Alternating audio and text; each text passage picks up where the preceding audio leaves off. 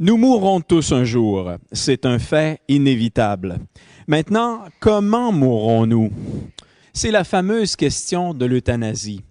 Au moment où je vous parle, 3 pays ont légalisé l'euthanasie, les Pays-Bas, la Belgique et le Luxembourg. L'euthanasie est une question qui nous préoccupe tous. C'est pourquoi une des chaires de l'Université Laval organisait récemment une journée de réflexion sur l'euthanasie. Elle invitait plusieurs philosophes et professionnels de la santé à échanger sur ce thème. ECDQ en a rencontré quelques-uns en votre nom.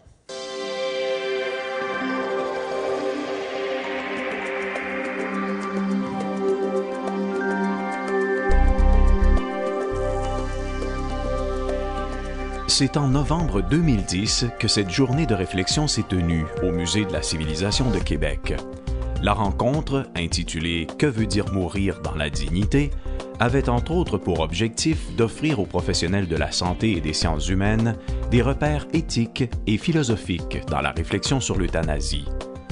Parmi les conférenciers présents, Jacques Ricaud, professeur à l'Université de Nantes, ainsi que le Dr Claude Lamontagne, médecin de famille et retraité du département de médecine familiale de l'Université Laval, ont bien voulu nous éclairer sur les enjeux entourant la question de la légalisation de l'euthanasie.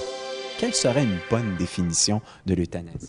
L'euthanasie, c'est le geste ou l'omission du geste qui met fin délibérément, intentionnellement, à la vie de quelqu'un, mais évidemment en fonction d'un but qui est de supprimer la souffrance. On parle du geste commis intentionnellement dans le but de faire mourir quelqu'un pour soulager ses souffrances. Pour le dire d'un mot, c'est supprimer le souffrant pour combattre la souffrance. Qu'est-ce qui n'est pas de l'euthanasie? Alors, un geste médical licite qui ne constitue pas de l'euthanasie, mais qui pourtant a à voir avec la mort qui survient, parce que c'est ça la question, bien sûr, eh bien, c'est un geste double. Premièrement, il peut y avoir un geste qui consiste à ne pas entreprendre un traitement qu'on estime disproportionné, inutile ou n'ayant d'autre finalité que le maintien artificiel de la vie. C'est le refus de l'obstination déraisonnable. On n'entreprend pas un traitement ou on limite un traitement ou on arrête un traitement qu'on estime devenu de l'acharnement thérapeutique, comme on dit dans le grand public. Et le deuxième sens qui provoque bien souvent du brouillard dans les esprits, c'est celui qui consiste à dire qu'il arrive pour une vie qui est proche de son terme, qu'il faille administrer des antalgiques ou des anesthésiants même, et que cette administration peut provoquer la survenue de la mort plus rapidement que si elle était venue naturellement. Eh bien, ça n'est pas de l'euthanasie. Pourquoi? Parce que l'intention ici profonde n'est pas de faire mourir quelqu'un, mais puisqu'il est en phase terminale et atteint d'un mal incurable, de lui permettre de vivre sereinement la fin de sa vie. On ne parle pas d'acharnement thérapeutique, on ne parle pas d'arrêt et d'abstention de traitement, on ne parle pas de soulagement de la douleur, parce que là, dans toutes ces autres circonstances-là, les intentions sont différentes. La notion d'intention est vraiment déterminante du point de vue de l'éthique pour juger les actes. Dans le débat sur l'euthanasie, plusieurs valeurs et idéologies s'affrontent. Prenons maintenant le temps d'identifier les principaux arguments des deux camps. Qu'est-ce qui joue en faveur de l'euthanasie? Alors, ce qui joue en faveur de la légalisation n'est pas d'abord un argument, mais un état de la société. Chacun considère aujourd'hui que l'essentiel, c'est l'expansion indéfinie des droits individuels. Et donc, les pouvoirs, les sociétés, les médecins, l'État, tout ce que vous voudrez, ne devraient pas intervenir dans ma vie individuelle. C'est moi qui détermine mes choix. Tous les gens qui répondent au sondage actuellement et qui disent à 80% ou à 85% oui, il faut légaliser l'euthanasie au Québec. Et dans le sondage de ce matin, 34% qui disent « j'envisagerais l'euthanasie pour moi ou pour des membres de ma famille ». C'est qu'en dessous de tout cela, il y a une peur et une angoisse par rapport à une souffrance éventuelle. Il y a une angoisse, il y a une peur par rapport à un sens, à une perte de sens éventuelle aussi, qui dit un jour, je pourrais avoir l'euthanasie si je suis trop souffrant, si ma vie n'a plus de sens, si je suis devenu trop, je demande trop de soins pour le mien, etc. Alors, pour eux, c'est comme aller chercher une assurance au cas où. Mais on se rend compte que lorsqu'on arrive dans le contexte de fin de vie, il n'y a pas 34 puis il n'y a pas 75 des gens qui demandent l'euthanasie.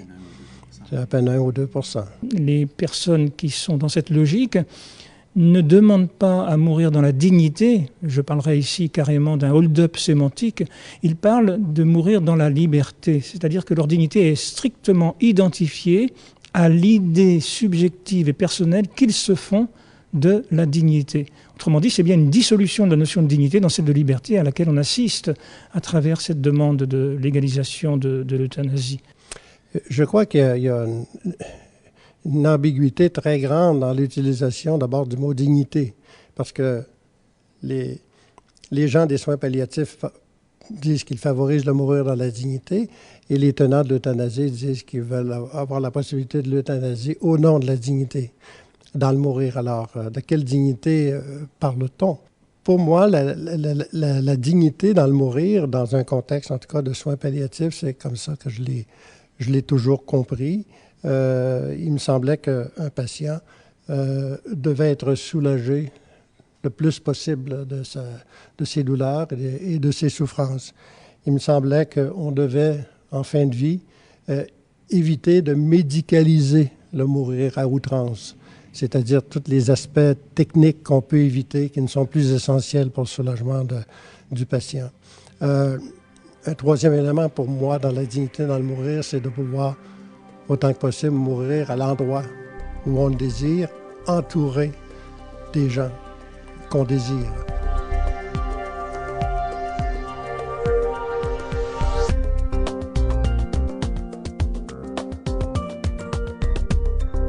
Regardons maintenant les arguments qui vont contre la légalisation. Quels sont les arguments poids lourds? L'argument principal contre la légalisation de l'euthanasie, ça n'est pas, à mon avis, les dérives futures, ce sont les dérives présentes. C'est-à-dire le fait qu'un médecin trahit son office en interrompant une relation de soins, en la maquillant sous les mots de miséricorde, de compassion, etc., pour dissimuler quoi? Pour dissimuler un meurtre. Et tout cela avec l'approbation sociale. C'est tellement plus simple de dire à quelqu'un qui veut s'en aller, allez, je vérifie avec un autre confrère, vous n'êtes pas bien, vous souffrez psychiquement ou physiquement, plutôt que de m'échiner à m'occuper de vous, ou bien écoutez, vous allez vous en aller. Ça tombe bien, la loi le permet. Vous savez, c'est le premier mort qui est difficile, le deuxième beaucoup moins, le 10e c'est plus facile. Actuellement, on a un développement des soins palliatifs au Québec depuis 35 ans qui se fait bien sûr avec certaines lenteurs, avec encore des manques de ressources, mais qui se fait bien. Et il me semble que de consentir à la légalisation de l'euthanasie, c'est de trouver, j'aime pas le mot facile, mais c'est de trouver une réponse, en tout cas un raccourci ou une réponse facile à la question de la souffrance de certains individus, alors qu'on devrait continuer à chercher d'autres avenues au niveau de la recherche, au niveau des approches d'accompagnement, pour pouvoir aider les gens sans aller à les faire mourir. Le vocabulaire est rarement vraiment moral dans ces affaires. Oui, on va parler d'aide active à mourir pour dissimuler le fait qu'il s'agit bel et bien de tuer quelqu'un. Évidemment, c'est insupportable d'entendre ça pour quelqu'un qui est militant de l'euthanasie, parce qu'il dit « non, moi j'aide à mourir », mais oui, mais il aide à mourir par quel moyen? Par le moyen qui consiste à tuer. Et il ne veut pas entendre ça parce que ça lui fait mal aux oreilles, et je comprends bien. Et donc, il va essayer de dissimuler ce genre d'action par des formules. Pour moi, l'exercice du droit individuel, l'exercice de l'autonomie, ne peut pas se situer uniquement au niveau d'un libre arbitre. Je décide ce que je veux, je décide ce qui fait mon affaire à moi. Pour moi, l'exercice de l'autonomie se situe toujours dans un contexte de responsabilité. Oui, j'ai un choix à faire, mais je dois tenir compte de mes besoins et je dois aussi tenir compte des conséquences qu'ont mes décisions sur les autres. L'euthanasie est un geste privé, un choix individuel, mais qui a aussi des conséquences sur les autres, sur l'environnement humain immédiat. Mais le geste euthanasique, par sa répétition et par ses dérives possibles, a une valeur sociale très importante. Et là, il y a des conséquences non seulement sur les proches du patient à qui c'est arrivé, mais aussi sur la société en général. La question des dérives, c'est ceci. On se rend compte dans l'expérience de pays où la légalisation s'est faite déjà depuis un certain temps que progressivement, on a euthanasié des patients qui n'avaient pas de souffrance intolérable. On a euthanasié des patients qui n'étaient pas en fin de vie de la maladie dont ils étaient atteints, etc. Au début, par exemple, au niveau de l'âge, on part avec l'idée que ce sera seulement des adultes, mais progressivement, on euthanasie aussi des enfants.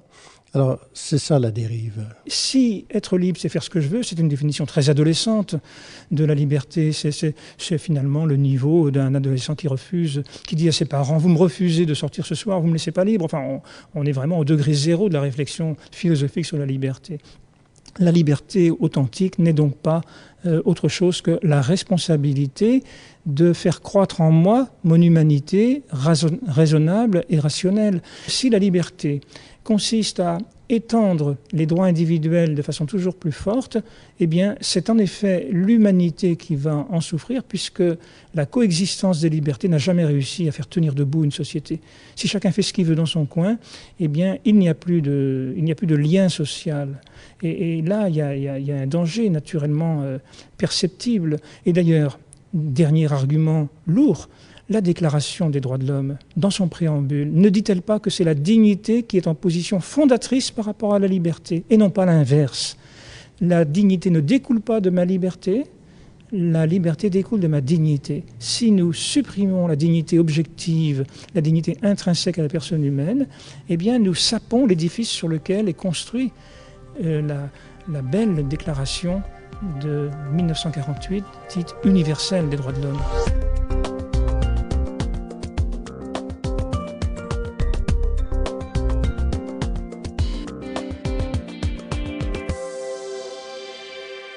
Nous mourrons tous un jour, mais comment mourrons-nous? L'euthanasie sera-t-elle légalisée lorsque cela surviendra? Au moment où je vous parle, un nouveau sondage réalisé par Radio-Canada et Crop vient d'être publié. On y apprend que 83% des Canadiens sont en faveur de l'euthanasie. Ici Michel Lizotte pour ECDQ.tv.